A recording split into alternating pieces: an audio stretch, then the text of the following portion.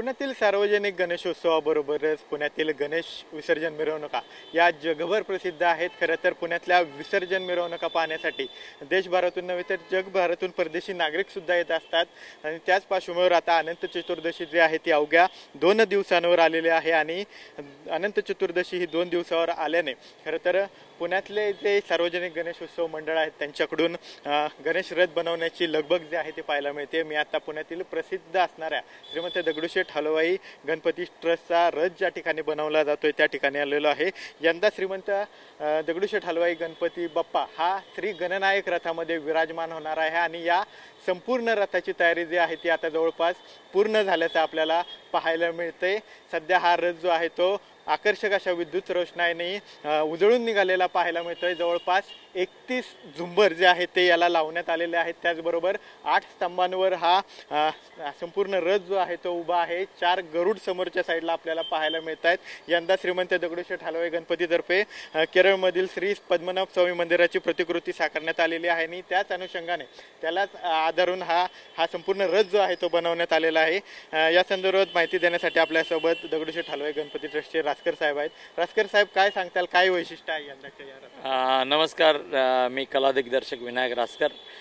यंदाचा हा रथ जो आहे तो आपण दाक्षिणात्य शैलीचा केला आहे, कारण की आपण जागेवर जो देखावा केला आहे तो पद्मनाभ स्वामी मंदिराचा केला आहे। मग त्यालाच अनुसरून काहीतरी थीम असावी असा सगळ्यांचा विचार आला आणि त्याला अनुसरून आपण दाक्षिणात्य शैलीचा हा रथ तयार केला आहे। रथ तयार करताना असा विचार करण्यात आला आहे की तिकडच्या मंदिरांमध्ये जे मिरवणूक निघते त्याच्यासाठी लाकडाचे रथ केलेले असतात आणि सप्तरंगी कलर दिलेले असतात।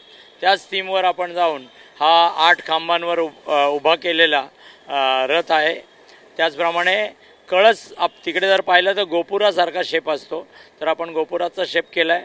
24 फूट उंचीचा हा रथ असणार आहे। 3 टप्प्यात त्याचं फोल्डिंग होईल, कारण की मेट्रोचे पिलर करता 1 टप्पा काढावा लागतो, नंतर दुसरा पादचारी पुलासाठी आणखी 1 टप्पा काढावा लागतो। तर तशी ती व्यवस्था आपण रथामध्ये केलेली आहे आणि त्याला झुंबर लावण्यात आले आहेत। सिलिंग जरी बघाल तर साऊथ इंडियातल्या कुठल्याही मंदिरांना दगडाच्या सिलिंगला वर ज्या पद्धतीने विविध रंगांचं पेंटिंग केलेलं असतं त्याच शैलीमध्ये आपण त्याचं पेंटिंग केलेलं आहे। गोपुरावर जर बघितलं तर गोपुरावर सुद्धा सगळे रंगांची उधळण केलेली आहे आणि श्रीमंत दगडूशेठ हलवाई गणपती ज्याच्यात बसणार आहे त्या रथाला सुवर्णाचा टच असावा म्हणून आपण गोल्ड कलरचा पण वापर करण्यात आला आहे। साधारणतः स्तंभ किती आहेत? समोर विष्णू गरुड दिसत आहेत 4, त्याचं काय महत्व आहे आणि एकूणच सीसीटीव्ही वगैरे कशी दक्षता घेण्यात आली? सीसीटीव्ही किती आपण रथाला सगळी आधुनिक व्यवस्था केलेली आहे। सीसीटीव्ही त्याच्यामध्ये बसवण्यात आलेत। पद्मनाभ स्वामी मंदिर केलं आहे त्यामुळं आपण या रथावर 4 गरुड लावलेले आहेत। आपण पाहू शकता की 2 बाजूला 2 मोठे उभे गरुड आणि वरच्या बाजूला 2 गरुड।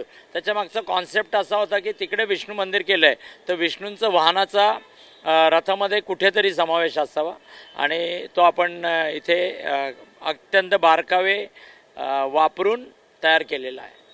झुंबर लखलखत आहेत, किती झुंबर लावण्यात आले? 30 झुंबर लावलेले आहेत आणि त्या प्रत्येक झुंबराला घुंगरू सुद्धा लावण्यात आले आहेत, म्हणजे ज्या वेळेला ती मिरवणुकीमध्ये हलतील तर त्या घुंगरांचा नाद एक वेगळ्या पद्धतीचा असेल, त्यामुळे 30 झुंबर आपण त्याला लावलेले आहेत। आणि साधारणतः कधीपासून हे सर्व रथ बनवण्याचं काम चालू आहे? किती दिवस लागले हा रथ बनवण्यासाठी? रथाचं काम तसं 3 आठवडे चालू होतं, कारण की इथं पाहिलेला प्रत्येक पार्ट जो आहे तो आपण आधी पहिल्यांदा मातीचा तयार केला, त्याच्यावर मोल्ड टाकून फायबरमध्ये कास्टिंग केलं आणि इथं मागचे 9 दिवस झाले त्याचं एक्झिक्युशन चालू आहे।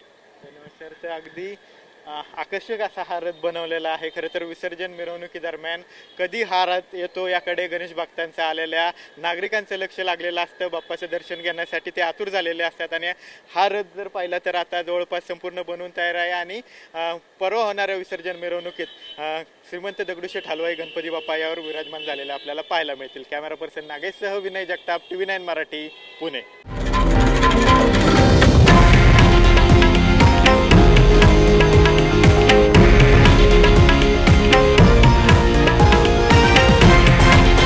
हे आहे देशातील नंबर 1 न्यूज नेटवर्क आणि आपण पाहत आहात TV9 मराठी, एकमेव।